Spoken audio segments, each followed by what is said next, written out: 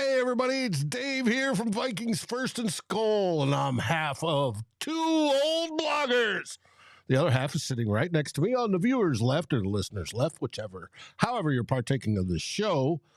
We've been doing this for over 2 decades apiece, and we keep coming back for more punishment. So this week, first week that the Vikings don't play football after the 2023 season. However, the 2023 season still rocks, as in the playoffs are in progress right now, and we understand that. We're going to be talking about the great Harry the Hitman Smith. Has he played his last game? It's a question we all want to know about.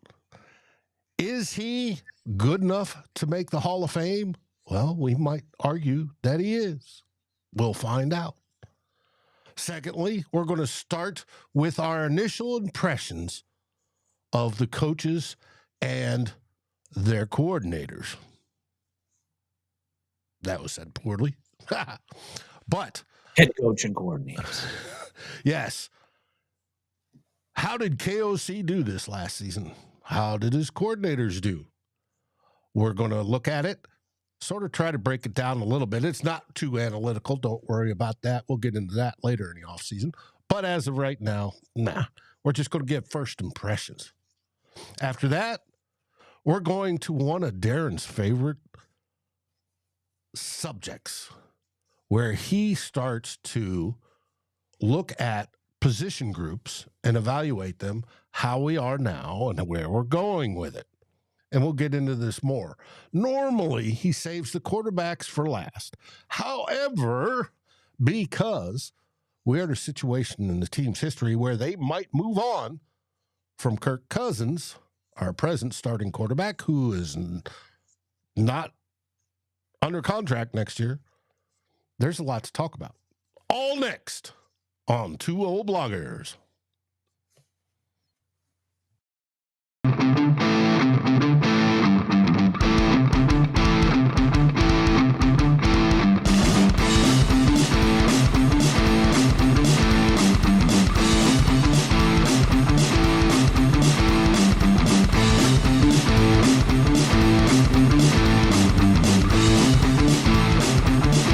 Vikings First and SKOL presents This Week in Vikings Land with Darren and Dave, your two old bloggers.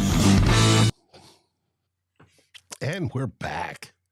Darren, how are things in the great white north above the Arctic Circle? Oh, well, I'm going to start with seems like a Canadian thing to do, Dave, and talk about the weather. It's very, very cold up here. Minus 32, almost minus 33 Fahrenheit right now. Almost minus 50. Hey, embrace the suck indeed. Almost minus 50 Fahrenheit with the wind chill. So, spending a lot of time indoors right now, Dave. Yes, I highly suggest that. And I know our friends in the upper Midwest, whether it be Minnesota, North Dakota, South Dakota, all that, they're experiencing it too. I had a friend post a temperature from North Dakota that their wind chill, because the wind is blowing a little bit harder there, is in around the minus 60 degree range. I've had to work in that. And it was 5 minutes on and 15 minutes off just to survive. And it was so bitterly cold. Exposed flesh can freeze in like under 3 minutes type thing. It is brutal. And so we want everybody to stay warm, stay comfortable as we get ready to talk your Minnesota Vikings. On to theme 1.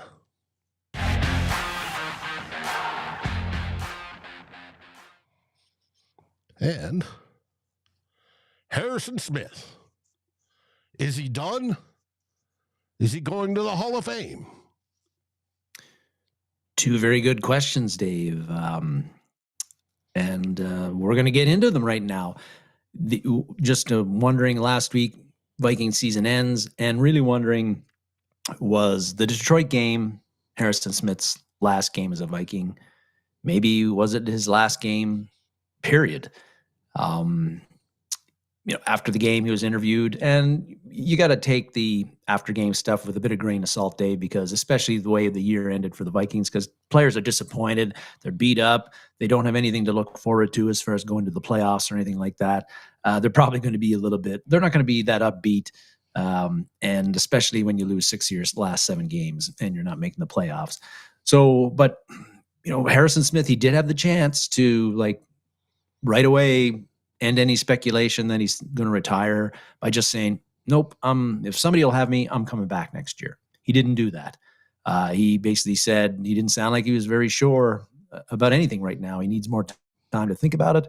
He said, hey, man, my shoulder is banged up. But he also said, and this is kind of makes me think that he's not long for the NFL, is that he kind of said, it's hard to have, go out and play if you don't have the desire to play. And at that point in the season, it sounds like the Hitman, you're right. He did look a bit slow this year. Embrace the suck. That's for sure. So if you don't have the desire to play, does Harrison Smith have the desire to play, to grind it out like you got to do to be a professional football player in the NFL for 2024? SKOL Chuck. I think that's a question that he hasn't even figured out yet. So, he's got the whole season. He's going to have to figure that out. Seems a bit unsure right now, but certainly sounds like he's on the fence. Things could change in the next couple of months. But, even if he wants to come back next year, the question is, I think, do the Vikings, should they bring him back? Do they want him back? You're putting up his salary right now, his cap figure. So next year, he's going to count at 19.2 million for the cap, and it's even more in 2025. Well, this year, Embrace the talking about how Harrison Smith looks slow this year. Other than the game against Carolina, where Hitman had the 3 sacks, turned back the clock, was a big reason why we got our first win of the year. He really had a pretty quiet year, I think, by his standards. Not a whole lot of splash plays. He didn't have an interception this year. That's the first time that's happened since 2016, and that was the only other time that's happened for Harrison Smith. He really got outshone, I think, most of the time by Josh Metellus and Cam Bynum, younger safety. So really hard to see the Vikings bringing Hitman back when he's got that kind of a cap hit, and you can probably other younger safeties seem to have passed him as far as the level of play. And, it really is probably a time where at that cap hit, at his age, he's going to turn 35 soon. Really, you probably are looking at, you want somebody younger, cheaper, who could be just as good as what Harrison is at this point in his career. Now, Harrison Smith is a great Viking. I love him. We all love him. He's going to go in the Ring of Honor someday, no doubt about that. But his best days are behind him. Can he still play at an NFL level? Yeah, but not at the level he once did, and certainly not at the level that he's getting paid at right now.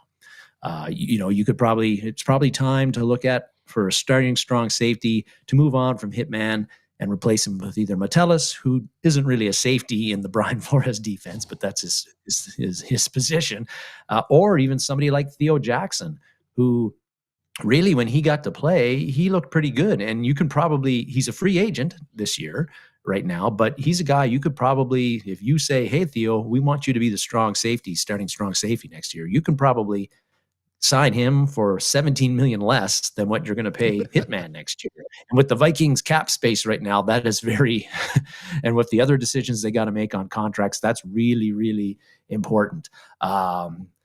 League minimum, are we talking Jackson or are we talking Hitman? Because I don't think Harrison Hitman Smith is coming back at league minimum. Now, would he take a pay cut? I suspect he would. And yes, if he decides to come back, it's, I think, because of Brian Flores. But I'm thinking he's starting to feel old amongst youngsters. Is the feeling I'm getting. Not only is he aging and, he's not super stud Harry the Hitman that he used to be, but I think he's starting to feel a little old amongst the youngsters. And I know that feeling. In the military, when you get close to retirement age and you're looking at new airmen that are 20 years younger than you. And it's just like, and What kind you of know, conversations are you having, right? And yeah. And then you got to go out and do the physical, the PT stuff and all the other stuff. And it doesn't come as easy as it used to be. And it gets to the point where you're getting to the point where you say, I'm a little bit too old for this young man's sport. So yeah. I don't know. I don't know what he's going to decide. He may turn around. We've seen lots of old vets that get the itch and say, no, I still want to play. And some of them play a little bit too long. Some of them don't. And so we don't know. I do believe that if he does hang up his cleats, Ring of Honor is definitely in the future and hopefully sooner than better. Yeah. But we'll see. I think that, unless he says something, and in the locker room after the game, he said, it's been, the quote has been used a bunch of times this week, but he said, if I retire, you guys, I'm not going to tell you guys, right? So I guess, but I feel that based on, I think that he's done completely, like with the NFL right now. That's my feeling right now. I could be wrong, and that's fine. But I definitely think he's done with the Vikings unless he were to come back at some, like I say, a huge, humongous pay cut that I don't think a veteran like Harrison Smith at this stage of his career, he might do that for another team to get a Super Bowl, crack at a Super Bowl, but I don't think he's going to do it with the team that he came up with, who probably aren't in position to win a Super Bowl next year. Just my feeling. The other thing, okay, so we know what I think about whether he's going to play next year. I don't think he is. I think he's going to retire. If he does retire, if the Detroit game was Harrison Smith's last game in the NFL, Dave, I think the question is, and it's been brought up before, is like, is he the next Viking to get into the Hall of Fame? And I think it's a great question. And so to kind of get into that, I felt it was a good idea to compare, and it's already been brought up in the comments, with Troy Polamalu. Polamalu was, he's got into the Hall of Fame in 2020. His first year of eligibility, he's considered one of the greatest NFL safeties of all times. But if you look at their stats, their raw stats, Dave, they are like very, very close. And actually, and you got them all up there in like the on the field stats, the tackles, the interceptions, the sacks, fumbles, all the defensive touchdowns. Harrison is close to Polamalu, or actually better than him in a lot of those categories. Pretty close in the Pro Bowls, but that's kind of a bullshit stat anyway these days, with the way somebody's considered a Pro Bowler after 5 guys pull out and then they take the 25th alternate, then you're a Pro Bowler. So but it's first ballot Pro Bowl is what they're counting. Yes. But still, it's fan voting that plays into it. It's name recognition. It's a whole bunch of BS. It doesn't tell you how good the player actually was. No. Prime example, this season's Pro Bowl, right? You had, who was it? The safety from that got in with no sacks, no interceptions, no nothing, above both Metellus and Antoine Winfield Jr., just because of name. And I can't even remember who that is. That shows how much of attention I paid. I think it was the Badger. Yeah. Oh, okay. Tyrann Mathieu. Yeah. You look at those stats, Dave. They're over the same amount of seasons, 12. And you can see where Hitman's in the green. He's got more than Troy Polamalu, considered again one of the greatest safeties of all time. So looking at that, you'd have to say, man, Harrison Smith, those are some pretty fat PHAT stats for Harrison Smith. He has got to be a shoo-in for the Hall of Fame. Well, I don't think so. And there's a few reasons why. One of the reasons is the stats up top of there. He was Polamalu, deservedly or not, Defensive Player of the Year in 2010, which is, quite a feather in your cap. And the 2 Super Bowl rings. We know that name recognition means a lot when you get to the Hall of Fame. It's a very subjective thing a lot of times. And Polamalu, when he was at his peak, you see the picture there. He had the long flowing black hair. He was with one of the marquee franchises in the NFL, and the Pittsburgh Steelers. They were at their peak with Ben Roethlisberger. They were in the playoffs all the time, on national TV all the time. And again, 2 Super Bowl rings for Troy Polamalu. 2 Super Bowl rings, we know, makes a big difference in your ability to get into the Hall of Fame than if you don't have them. Just ask Jim Marshall on that one. And so I don't think that's where I think that, Harrison Smith. Yeah. It's not like I know he definitely has name recognition amongst NFL people who follow the NFL for sure, but certainly not the recognition that Troy Polamalu had. And yeah, he played in Minnesota, which has been a very, very storied franchise, but not quite the marquee franchise that the Steelers are, largely because of the amount of Super Bowls that we've had. Even when the Vikings didn't always make the playoffs during Harrison Smith's career, probably half the time they didn't play on national TV a lot, certainly not constantly. And Smith does not have any Super Bowl rings. He hasn't even played in one yet.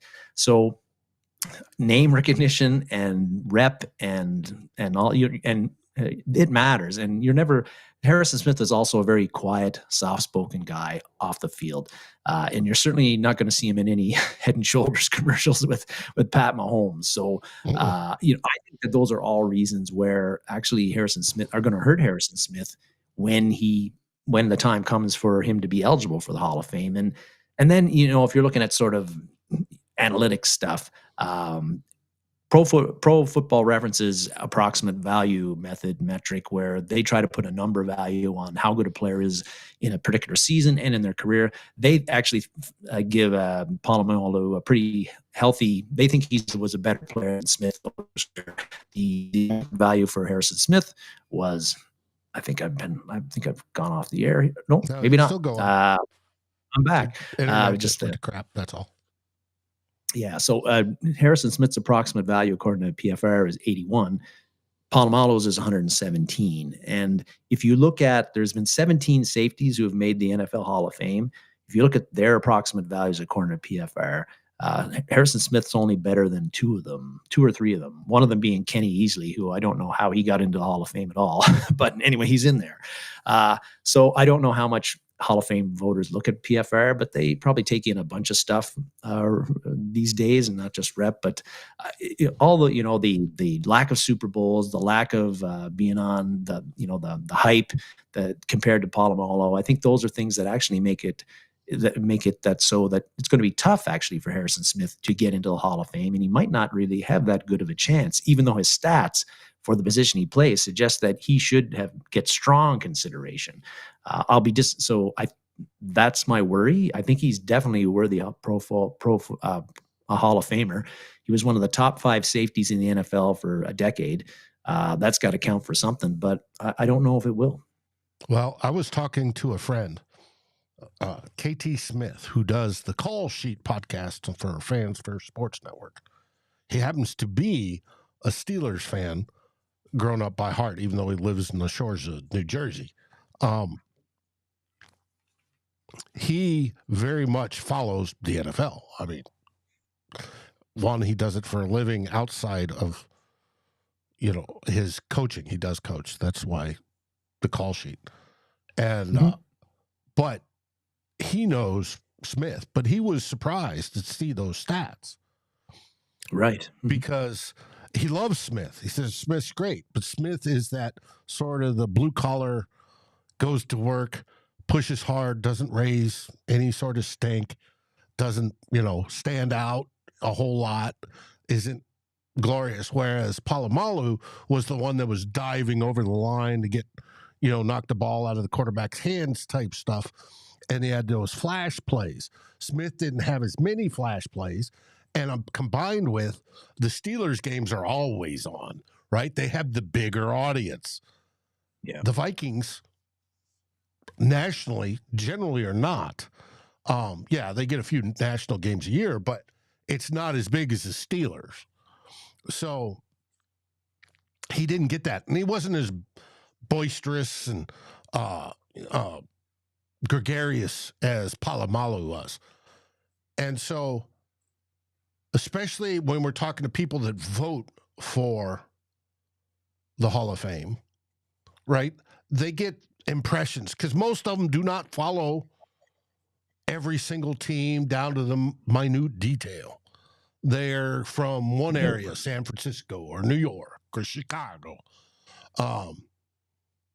where they're doing their writing stuff. Now, there are writers from each area that contribute, and the Vikings have theirs, but that's only one out of however many voters, and I think there's at least 50, that do this. So it gets drowned out unless you're on a big stage where you're seen. And the Steelers are considered one of the big stage. I think you wrote that they're one of the chosen, not the chosen, but one of the favored franchises in the NFL, which I do believe they are. And, winning 4 Super Bowls and all the Rooney stuff, and it's a great story. So he doesn't get that visibility. Hitman never gets that visibility, so that's going to hurt him. Now, you talk Pro Football Focus, and you were talking their AV grades, and you're 100% correct. But they also have what they call the Hall of Fame tracker. And then their metric is HOFM. I think the M is for metric. In it, there are the Hall of Fame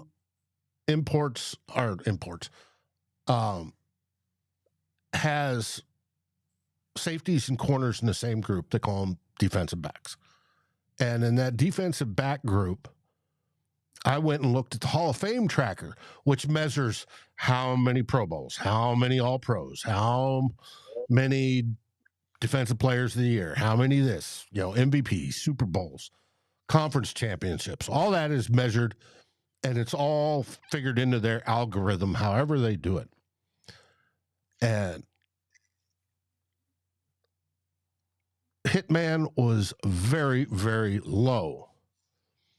As a matter of fact, his HOFM score was lower than anybody in the league that was in the Hall of Fame. There were a few players, or 2 players, that were ahead of him. Not by a whole lot, but ahead of him. And first one was Dick LeBeau. Now, people think of Dick LeBeau, and what do you think of? You think of his coaching. Coordinator. Yeah. And Dick LeBeau got in because of his coaching. Was he a good cornerback? Yes, he was a good cornerback. But he got in because of his coaching. And this picture here, it was real hard to find a picture of him playing. He played for Detroit.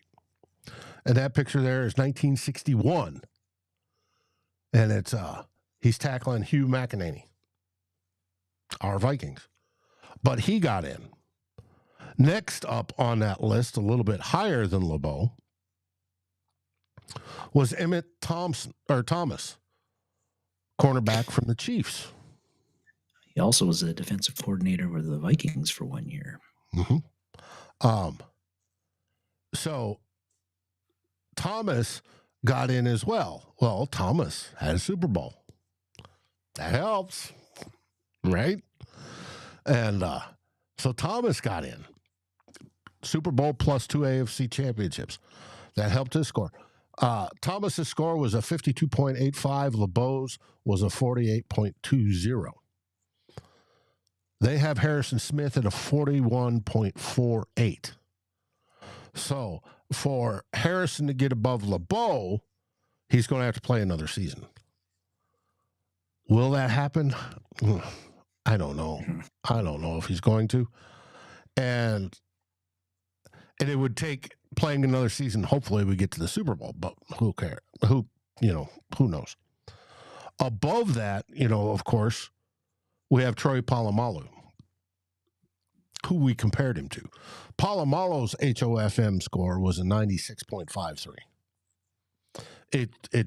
It's double or almost double of what Hitman's is.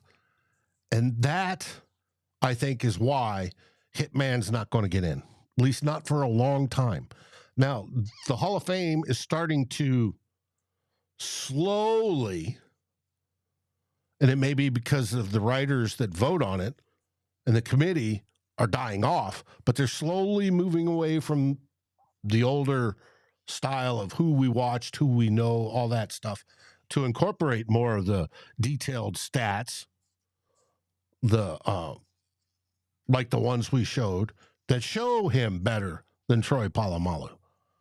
And that may eventually get him in, but I wouldn't expect it on his, as soon as he's eligible, or probably it's probably going to have to wait till he comes up for the senior round. And I may not even be around to see that. So it's, or you need a somewhat of a weak class, one of those years where he maybe edges in, but safety is a tough position for a guy to get in, especially if you don't have Super Bowls, because typically you tend to be far away from the action. Although not Brian Flores' defense, but you're not going to get the sacks, or maybe hopefully you're not getting the tackles, because if safety is leading the team in tackles, that's bad news for your run defense. But anyway.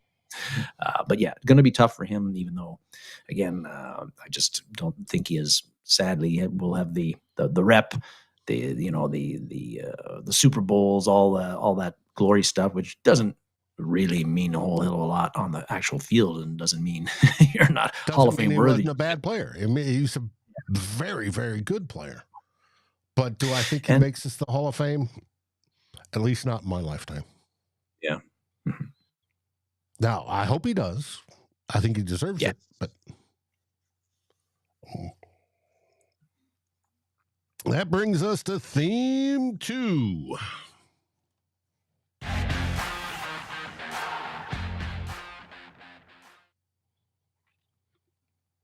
From that wonderful discussion to this one, coach evaluations.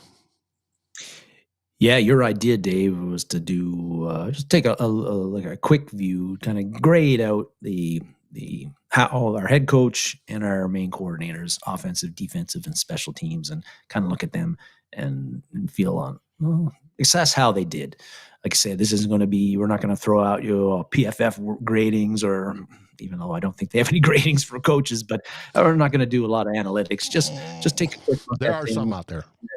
Yeah, and look at just how they do with the hand that they were dealt.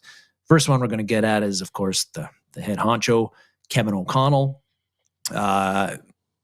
He said it this week in his end of season pressers. It's a results based league. So his first year was a smash hit. 13-4 NFC division champions. He made the playoffs. One and done in the playoffs, but quite an improvement over the previous year.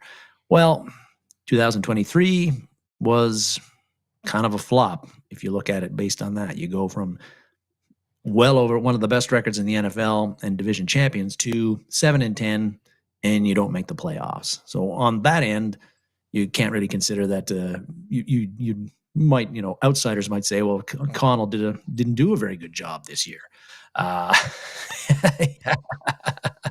Takes a pull with Bourbon was a but I think that's I don't think that's the case. I think that Kevin O'Connell did do a good job this year, and there's been times I've been, like a lot of us, have been frustrated by things that he's done. But I think overall, when you look at, when you lose your starting quarterback and you lose your best offensive player in Justin Jefferson for long stretches of the season, and in Cousins' case, he was done for the year when he had his Achilles tendon, your team's probably not going to do very well. Cleveland Browns have been an exception this year, but normally, especially once your starting quarterback goes down, your season is over. That's why we kept saying house money. Yeah, house money. Now, and then you throw in but O'Connell kept the team. The Vikings were in playoff contention right up until the fourth quarter of last week's game. When some of the results started coming in. Technically they were in it. We knew that they weren't really in it, but technically they were still in the playoffs. Mathematically. Yes, mathematically. Now, so I think that when you look at that, based on those injuries, and then, of course, there were the other ones, too, that happened late in the season. You had DJ Wanham go down with a torn quad.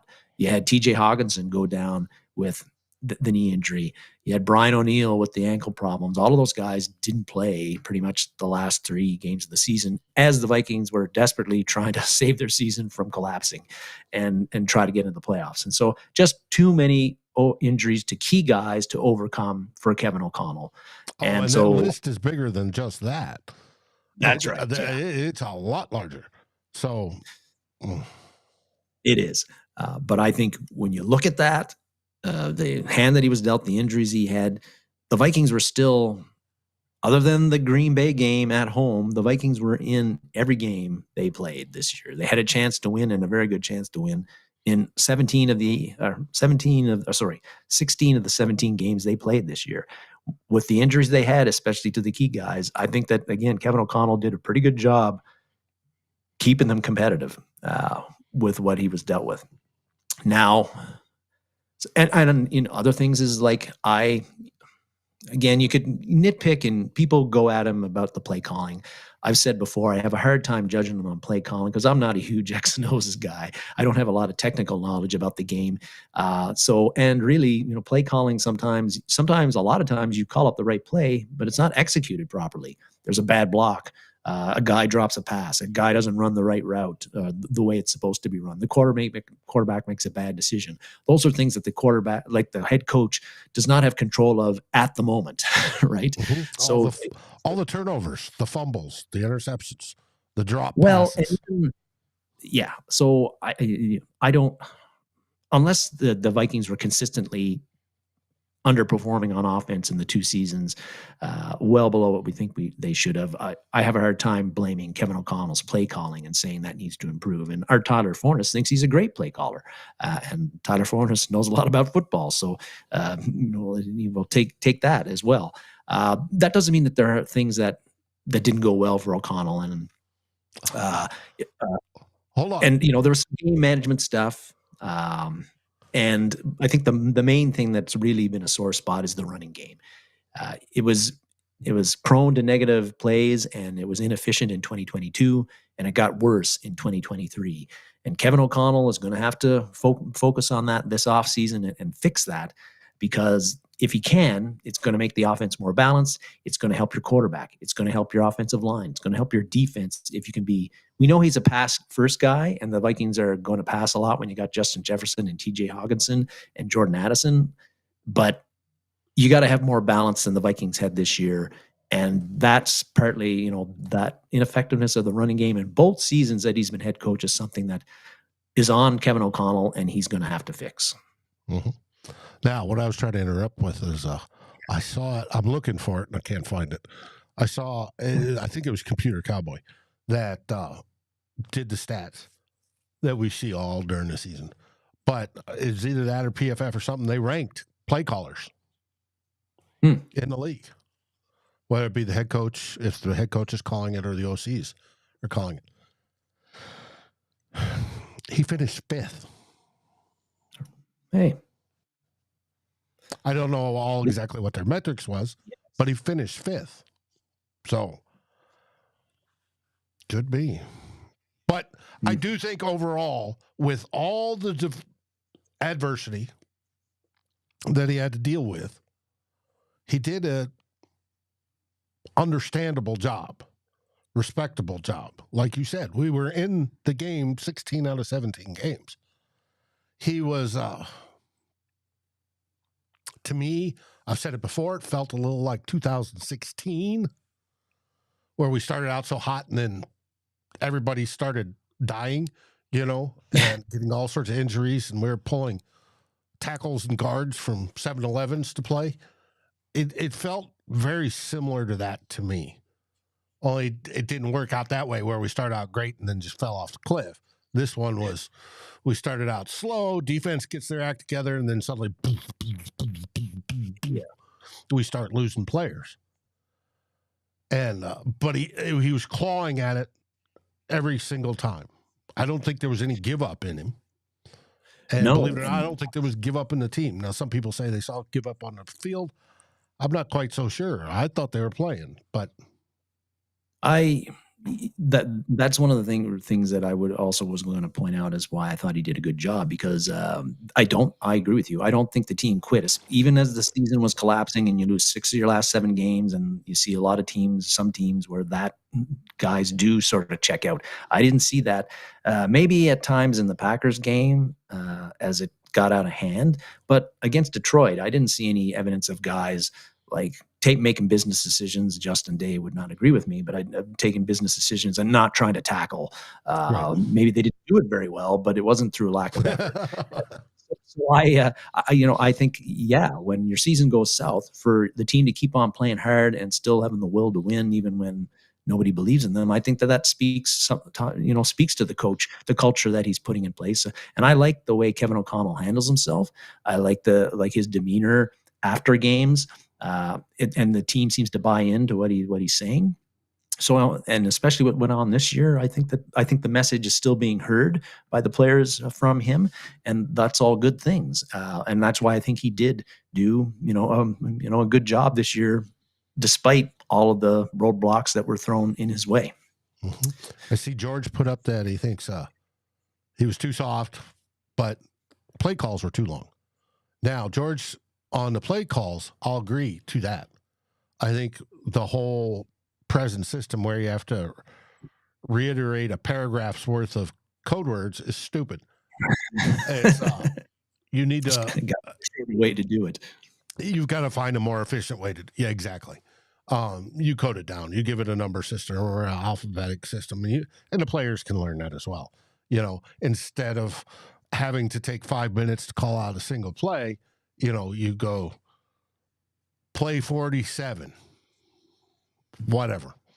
And that improves the time and the ability to do that. And players can learn that. And I know it's not going to get that simple. However, there was examples of it where he'd call into Joshua Dobbs, which we'll talk about later, and he'd say, play 16 on your wrist band. And he'd go down to 16 and then start that paragraph long. This, that, blah, blah, blah, blah, blah. And but yes, I think NFL has gotten way too long for a long time. And I think he's even worse at it. So, but speaking of play calls and play development, that moves us to our next coordinator. Well, Wes Phillips, offensive coordinator. How did he perform this year in our school? Phillips is a question mark mystery to me because he doesn't call the plays. Kevin O'Connell does. It's viewed as Kevin O'Connell's offense, not Wes Phillips' offense. So how well the Vikings offense does or how poorly it does, I have a hard time because Wes Phillips does not call the plays to really assess how good of an offensive coordinator he is. Until he starts calling the plays, I'm going to continue to have a hard time with that. I know that he's doing all the things that a coordinator would do. He's got a heavy involvement in the offensive game plan, in getting his different players prepared for that game, for the game, and to execute that game plan. There's probably a million things behind the scenes that he's doing. O'Connell calls him his right-hand man. But until you're calling plays, the eyeballs up in the booth. Yeah, the impact he's given on the game, what he's seeing, how he's relaying that to the players on the field to help them do better on the field later on.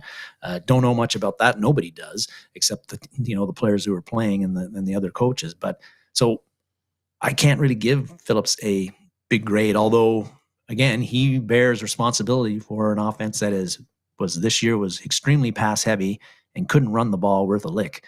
I would, but they somehow held it together and had an offense that most of the time was able to move the ball. Maybe not as effectively as you would have liked, but again, you don't have your starting quarterback. You don't have your top wide receiver for a great portion of the season. That's going to make your offense a little bit less effective. They found a way to make it work most games. But was that because of Wes Phillips' brilliance, or is that because of Kevin O'Connell's brilliance and ability? And that's hard to tell, especially and the players actually executing. Yeah. Yes, and get into a little bit later, but about the NFLPA survey, Wes Phillips was not named as one of the top 5 coordinators. Give him a grade of 0.08. Yeah. Anyway, so now maybe an incomplete. In the chat get that. They're not responding right. I'll bet Northfield did. That brings us to the next one. Brian Flores. Maestro. We've talked about who has not, or at least that we know of publicly, received any interview requests. Correct. And particularly the Patriots job is now filled. So that was one of the places he was speculated to be possibly going to, but he won't be going there unless he's going to take a Supposedly they promotion wrote, there. what's his name, Mayo. Yeah. It was in his contract that he would be the heir apparent. So Yeah. that's why they didn't interview. They didn't do squat. They just said, nope, you're the new next head coach. And if that is leads to Flores staying with the Vikings for a second year as defensive coordinator, all for it. But we've talked about Flores, seems like weekly on here for months. So it's going to be no surprise that people, I know that the defense struggled the last 3-4 games. But I think, again, Flores did a great job with what he was given with the talent that he had, which wasn't a whole lot of talent really on defense. And they overperformed. Again, in the top half of the league as a scoring defense after being one of the worst the year before. But, one of the things, like, again, the collapse of the defense and giving up all those points late in the season. Okay, yes, it is true that the Vikings defense seemed to struggle when they faced some of the better offenses on their schedule. But they stopped. They stopped and were very effective against the mediocre and poor offenses they were facing. And if you flash back to last year under Ed Donatel or the previous 2 years under Mike Zimmer, the Vikings couldn't stop good defenses or good offenses, great offenses, or poor offenses. They couldn't stop anybody. So for me, for our defense under Flores, rare occasion when they could, and surprising. Yes, it was. So to me, hey, if the Vikings did a great job against the mediocre and poor offenses in the NFL, that is a step forward to what we've been seeing the previous 3 years, and is an evidence that Brian Flores did a very good job. I think also, some unheralded players played their best football. He got the best out of guys like Josh Metellus, Cam Bynum, DJ Wanham, Jonathan Bullard, guys like that. He was able to get the best out of them compared to what they'd done in previous years with the Vikings. And I think, again, that's a testament to Jordan Hicks is another guy who didn't really, I think, play very well in 2022, but was one of our best defensive players in 2023 when he was healthy. So, and that was the change in the system. Mm-hmm. Mm-hmm. Right. More aggressive system, more blitzing, a lot more blitzing. But, I think Flores, again, did a great job getting a lot out of players that we didn't think he was going to get much out of. The results on the field were certainly better than they had been in the previous couple of years. And I think that, hey, if you, Kwesi Adolfo-Mensah, go get Flores some more talent on defense, whether, however you do it, draft, free agency, whatever. And I think, again, like I said last week, we're going to be pretty happy with the results that Flores gives us if he returns as the defensive coordinator. Again, so far, no head coaching interviews that we know of. Mm-mm. Now, they did finish, I want to say it was like 4th against the run, something, top 10 against the run, which is amazing because it was not that last year. We were 31st and 32nd. Not even, when you consider where they were after the Philly game, where we gave that was yards on rushing, and we finished, I think, 15th overall defense-wise, which is middle of the pack, what we were asking for. Mm-hmm. That's right. And then he made somebody like Hicks, before he got injured, look great, and Hicks played into the whole run. You have Ivan Pace to trust undrafted free agent, rookie, too small linebacker to become one of the best linebackers in the league. He led the league in pass defense of all linebackers.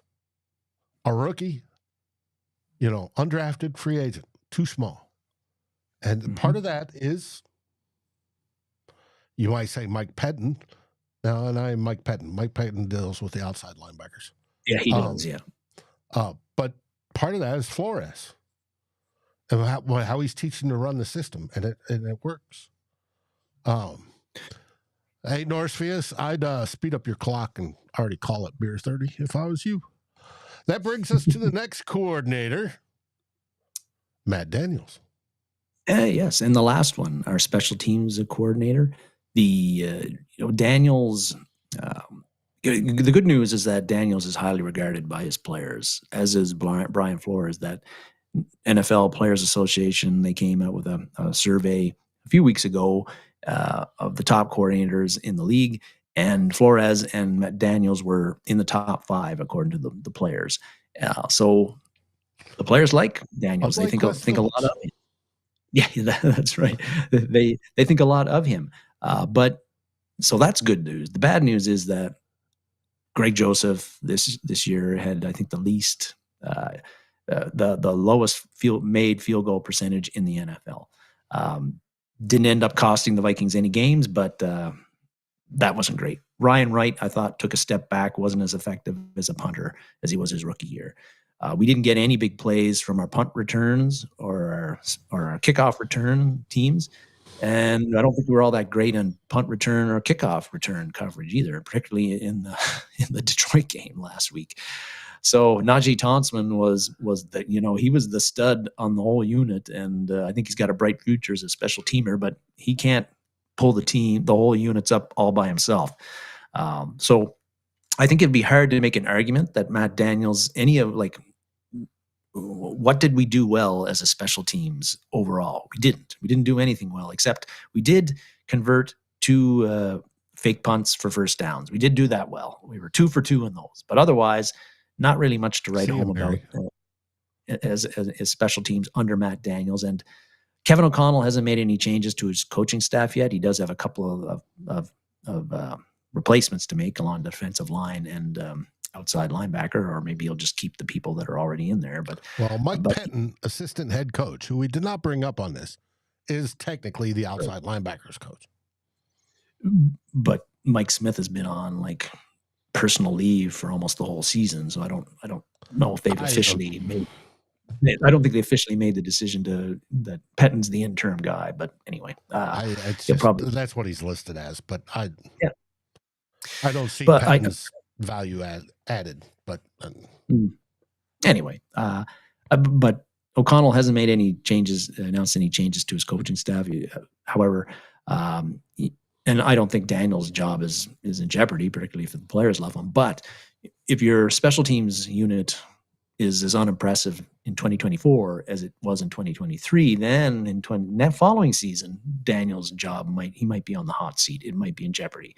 Not now, but there is hope for him because special teams units and their performance, we've seen it so often. It goes up and down, fluctuates so much year to year. Next year, the Vikings could be awesome in special teams, and Daniels will get all kinds of credit for that.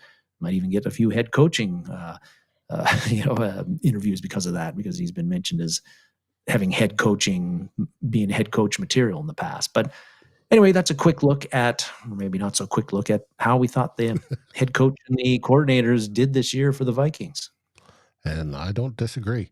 Now, the only thing I think why Mr. Wright's punting performance went down is they took away his fat man's number from him early last year.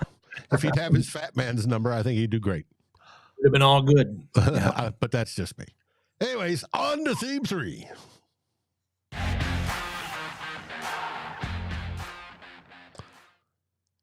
Narcius, I'm going to need a poll for this one. Position review, the quarterbacks. The past few years on the show, for those who are new, once the Viking season ends, and this year it's ended sooner than we hoped, we do kind of look at we look at each positional unit on the Vikings, and we kind of look at what we think the Vikings should do, and what the Vikings should do, and what we think that they're actually going to do. And a lot of times, those aren't the same thing. As you were saying earlier in the show, I last year, for sure, I left the quarterbacks until the last. This year, because the quarterback question, what are we going to do there, has been basically the main topic in Vikings land for basically since Cousins got injured, and maybe before that. I figured, well, let's start with quarterbacks right off the bat.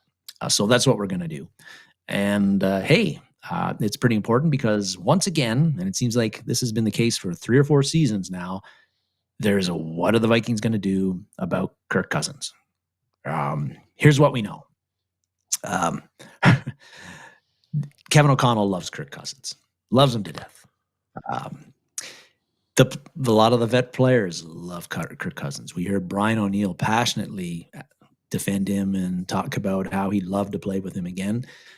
Justin Jefferson has also been maybe not quite as passionately, but pretty clear that he thinks Kirk Cousins is a fantastic player and wants him back, and that the Vikings were really hurt on the field this year by not having him there. And there's other players that have expressed their love for Cousins as well. Kwesi Adofo-Mensah, we know he loves Kirk Cousins too. And when he was asked point blank in his presser, do you want Kirk Cousins back this year? The first words out of his mouth were, yeah. There were some qualifiers after that, but he made it pretty clear that, again, he loves Kirk Cousins. And we also know that Cousins loves Minnesota. He's become, as we said, like a respected leader in the locker room, something that we could not have predicted in 2018 when he was arguing on the sidelines with Adam Thielen and that famous thing. But the players seem to really love him as a leader, as a player. We know that his family loves Minnesota. His kids his kids love the area and all that sort of stuff. But we also know that he's going to turn 36 in August, I think. We know he's coming off an Achilles tear. And we know that he is not a guy who has shown the inclination to take hometown discounts when it comes to contracts. So that leads to a very interesting quandary for the Vikings, is like, just what do you do with Cousins? He's a free agent now. I just don't see. I think the time has come right now. It's time for the Vikings. Kwesi Adofo-Mensah, go out and get your quarterback of the future, like this year. This whole thing where we do the little extensions by increments with Kirk Cousins, it just hasn't worked. Yeah, his stats are great, and I really like Kirk Cousins as a human being.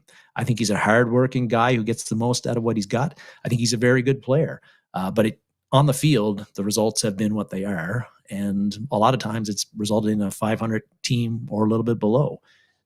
Is that suddenly going to change now as he gets to 36?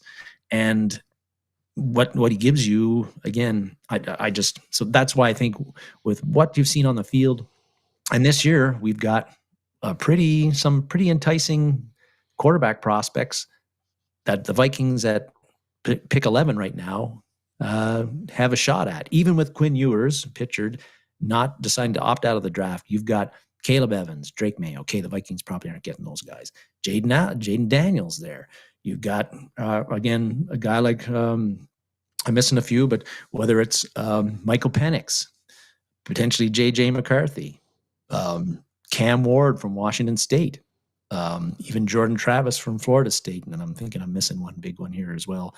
But there's some talent there. Bo Nix is what you listed. Bo Nix, that's right. And he's been mocked to the Vikings and will continue to be mocked to the Vikings numerous times. I think most of those guys, other than Drake May and Caleb Evans, and there's a whole question around whether Caleb Evans is even going to enter the draft this year.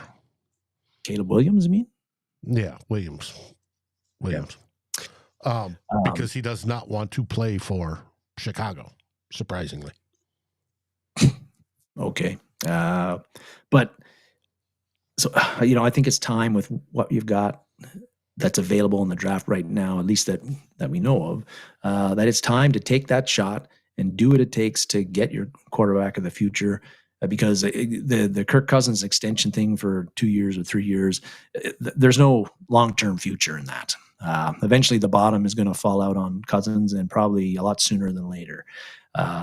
Orpheus is not on Penix or Nix, which is interesting. I really like Penix, but he's the only guy I've watched a bunch of times. Even if the Michigan game was not a good game for him, he was under constant pressure the whole time. But really, Kwesi Adofo-Mensah, I think they got to go and get him. They got to do what they can to get him. Reportedly, according to a guy named Brett Coleman, he's a blogger, he said the Vikings were giving them up a boatload to get Anthony Richardson The And farm, the cows, yeah, the chickens. like the whole thing. And they ended up their trading partner felt that the Vikings were going to be too good this year, and so they weren't going to get as high draft picks by trading to them compared to somebody else. So they didn't do the deal with the Vikings. But if the Vikings tried hard last year to get a guy like Richardson, they got to try even harder, I think, this year to get somebody like Jaden Daniels. Well, and last year they were trying to move from where were we, 21? Yeah. Up. Now they're moving from 11 up. There's a shorter distance to jump. Now it's still going to be expensive. Yes.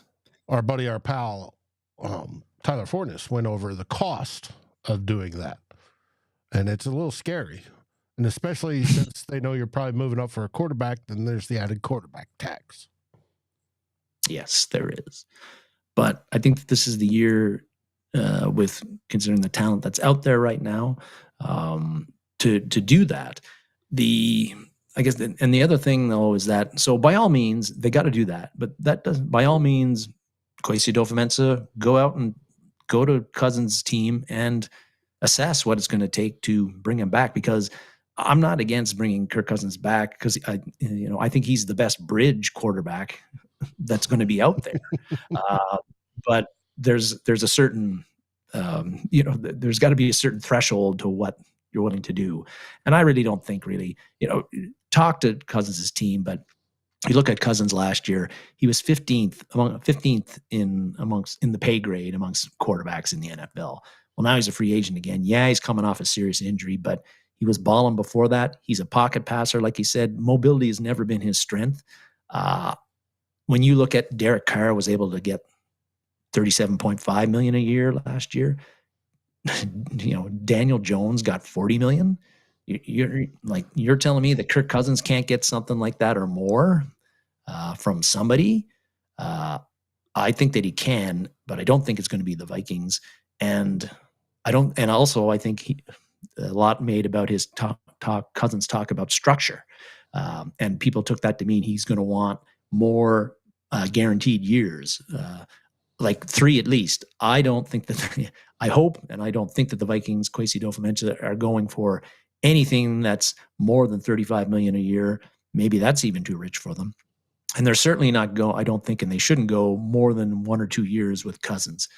And I don't think Cousins is going to take $30 million or $29 million or whatever. He's not going to take a hometown discount. He's certainly not going to sign for 1 year. He'll take a hometown discount, but he may consider that hometown discount $40 million instead of $50 million. Yes, exactly. Great point. And he's not just going to sign with a team like the Vikings for 1 year. Right. No, he wants it longer than that. Yeah. And the whole sticking point from last season, reportedly, is that the Vikings weren't willing to give him a guaranteed 2025. Mm-hmm. And that's where the talks broke down. They were willing to extend him for 2024, but not 2025. And they said, no, we're not going to do that. And thus the talks broke down. Well, what changed between now and then? Yes. He was 4-4 and he popped his Achilles. And he's going to be a year older. How does that favor Kirk Cousins? Yeah. So I don't think, I think the Vikings will explore things, but I don't think Cousins is coming back here. And that does throw a wrench into the draft a guy and let I'm in favor of drafting a young guy even early, but not rushing him into playing. It's like, let him sit for a year, maybe even 2. Look how it's worked. That team from Wisconsin, they did it with Rodgers. It worked perfectly. They did it again with Jordan Love. It looks like, unfortunately, it's working pretty well. So I don't think there's anything wrong with drafting a guy, your franchise of the future, but not starting him right away. If you've got the right bridge guy there who understands his role and can keep you competitive. But if Cousins, you can't sign Cousins, and I don't think they will be able to, that does throw a wrench into my hopes. I think the best guy after Cousins would be Gardner Minshew. He's got his issues too, but would Minshew come here for a year? He was already in Indianapolis as the bridge guy. Actually wasn't playing. He was the backup until Richardson got hurt. would he come here after the year he's had, where he's probably going to get some offers to start somewhere, or maybe potentially a longer commitment than the Vikings would be willing to give? I don't know, but that's a lot to think about for the Vikings, and a lot that they're going to have to get right. Because Kwesi Adofo-Mensah and Kevin O'Connell, if they don't get this right this year at quarterback, they won't have jobs in 2 years, I think, Dave. And so a lot to think about. Now, beyond established that, I think I would like to, and I think the Vikings are going to draft a guy in this draft as the franchise, as the quarterback of the future. I think they are going to bring in a bridge guy, but the other 3 quarterbacks that the Vikings have, 2 of them are under contract. Josh Dobbs, I will thank him for his service. He's the one that isn't under contract. I will thank him for his service, thank him for the 2 wins he got for us, but he won't be back. He just doesn't fit with what Kevin O'Connell does, the kind of offense that Kevin O'Connell runs. Doesn't fit to his strengths, and he'll be playing elsewhere.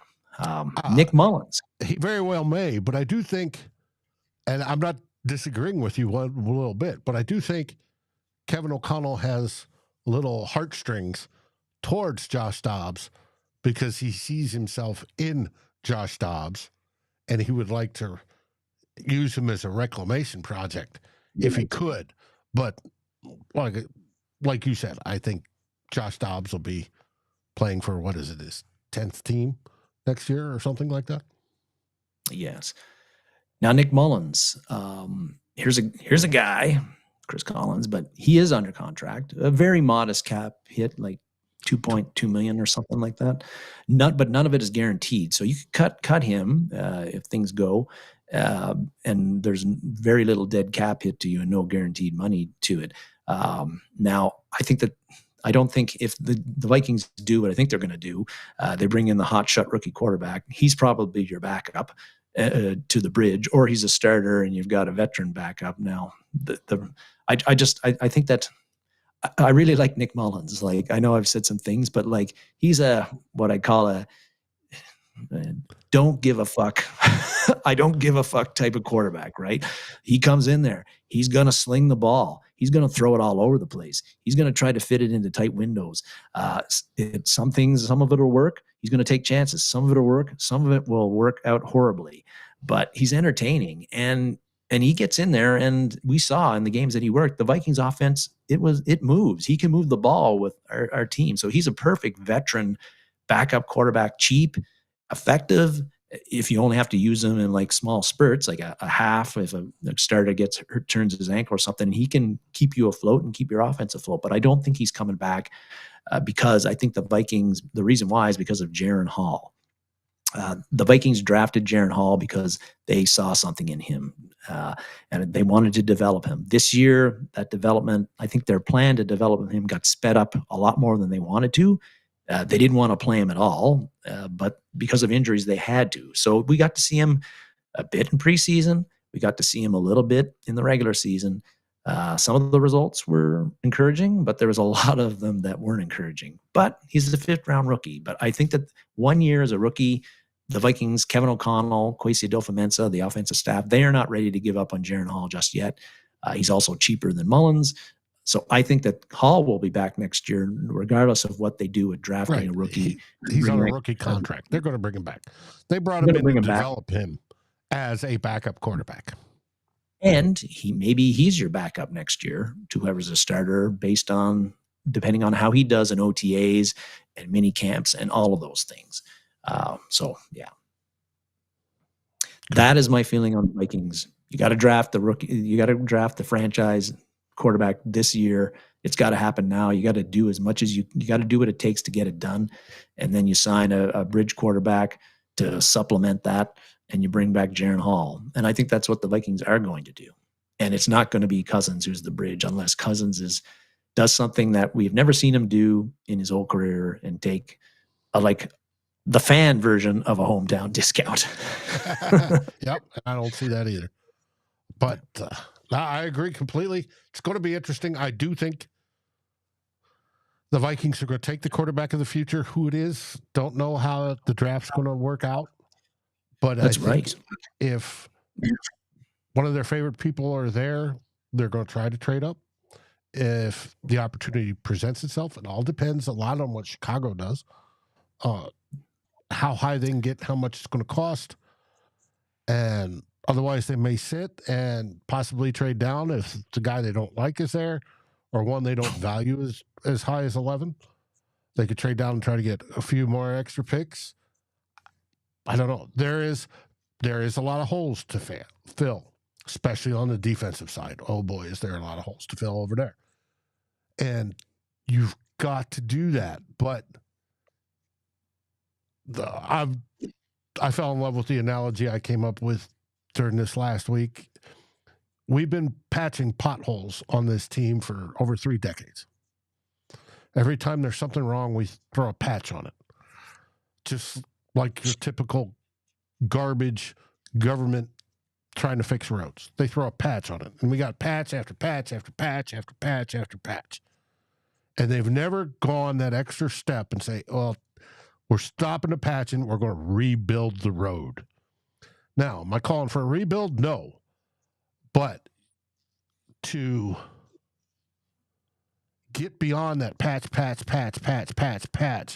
where we're bumpy and we get more every time it freezes, get that quarterback of the future, work with him, and then fill in afterwards. And if you can't get him this year, or can't get him where you want, say top 3 guys are gone and the first 3 picks, or 5 of them are gone in the top 5, and there's not, then start filling those patches, right? Get your edge rusher, get your defensive interior rusher, get a corner a little bit later, get, all those holes need filled. Start filling those until you have that quarterback of the future in your sight, and then go for him. If he's in your sight right now, go for him now. If he's not, but I fully expect for them to make an effort to go for him now. Yeah, you talk about the holes. Any team that's got a lot of holes, one draft, you ain't going to fill them all. But if you fill a couple of them and fill them out really well, you make the right choices, you can really improve a lot as a team. And what's the biggest hole to fill other than the most important position in the sport, quarterback? Right. And that makes the most difference. Look at Kansas City. They don't have any wide receivers that can catch a football, and yet their quarterback keeps them in the game. So it makes such a huge difference. And I hope they go for it, but we'll find out. Yes, Northfius, only 2 likes. Come on, folks. Let's get it up a little bit higher than that. I know the game's on, but we're done pontificating for today. We'll let you get back to your game. What is the score, by the way? I haven't watched. Haven't even turned it on yet. Last I saw was 17-14 for somebody or something like that. Well, it's closer than I thought it would be. But, yeah. Well, I'm going to get off to the game. I'll let you get off to the game, Darren. Any last words? None at all. Next week, we're going to do running backs. So another position with some holes. Start patching them holes. Let's go. I appreciate it. Everybody, thank you for watching. Thank you for joining in the chat. We love you, seeing you there. And we'll see you next week on Two Old Bloggers, and then on nothing tomorrow. And then Monday, we'll have the real Forno at 6 p.m. Till then, stay warm. Don't make stupid decisions. And by all means, SKOL Vikings. SKOL Vikings, baby.